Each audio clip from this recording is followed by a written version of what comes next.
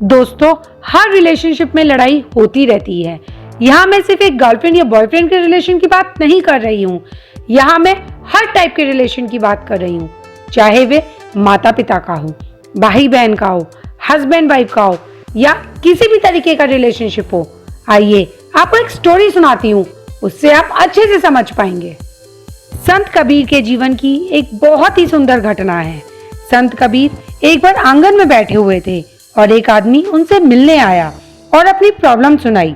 उसने कहा, मेरे घर में मेरी कोई नहीं सुनता, झगड़े ही झगड़े होते रहते हैं। मैं कुछ भी बोलूं सब मुझे उल्टा ही जवाब देते हैं। मेरी कोई नहीं सुनता, रोज रोज झगड़ों से मैं परेशान हो गया हूँ।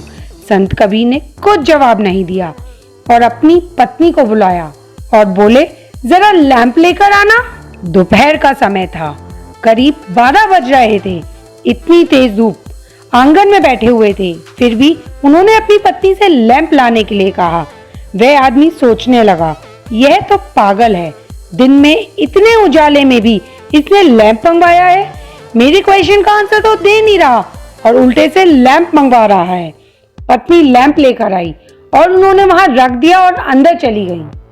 संत कबीर ने फिर आवाज लगाई, अरे जरा मिठाई हो तो लाकर देना। पत्नी बाहर आई और मिठाई की जगह नमकीन रखकर वहां चली गई।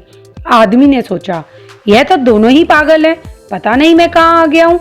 यह एक तो तेज धूप, ऊपर से उसमें वो लैंप मंगवा रहा है और पत्नी से मिठाई मंगवाई है जिसकी जगह वो नमकीन रखी गई है। फिर आदमी बोला, अच्छा जी, अब मैं चलता हूँ, आपकी बातें तो मुझे कुछ समझ आ नहीं रही हैं। तो कबीर जी मुस्कुराए और पूछा, आपको अपने प्रश्न का जवाब नहीं मिला क्या? आदमी ने कहा, कैसे मिलता, मुझे तो कुछ समझ ही नहीं आया है। कबीर बोले, जीवन का साथ तो यही है ना, आपसी विश्वास, आपसी समझ। जब मैंने अपनी पत्नी से कहा इतनी कड़ी धूप में लैंप ला दो, तो उसने कोई क्वेश्चन नहीं किया कि दिन में लैंप की क्या जरूरत है। उसको मेरे ऊपर ट्रस्ट था कि शायद इन्हें कोई काम होगा, जरूरत होगी। और जब मैंने मिठाई मांगी और उसने नमकीन ला दी, तो मैंने उससे कोई क्वेश्चन नहीं किया कि मैंने उससे ये नहीं पूछा तो मिठाई की जगह नमकीन क्यों लाई, क्योंकि मुझे लगा शायद मिठाई नहीं होगी, इसलिए उसने नमकीन ला दी। मैंने यह नहीं सोचा कि वह मेरे विपरीत जा रही है या मेरा अपमान कर रही है। यही आपसी विश्वास ही जीवन का सार है। यह आपसी विश्वास ही जीवन जीने की कला है। जहाँ ट्रस्ट है वहाँ डाउट नहीं, और जहाँ डाउट है तो उसकी कोई दवा नहीं। दोस्तों, घरों में लड़ाइयाँ क्यों होती हैं? सिर्फ इसलिए क्योंकि जाने अनजाने में हर कोई यही सोचता है कि मेरा प्रभाव कायम रहे, मैं जो कह रही हूँ वही अंतिम हो, मेरी कही हुई बात हर हाल में सब माने, मतलब मेरी सत्ता बनी रहे।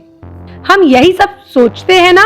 प्रभाव मतलब हम अरियल हो जाते हैं। हम अपनी बात को मनवाने के लिए कुछ भी करने को तैयार हो जाते हैं। हम सोचते ही नहीं कि हम किसी को हर्ट कर रहे हैं। हम किसी पर ट्रस्ट करने के लिए तैयार ही नहीं होते हैं।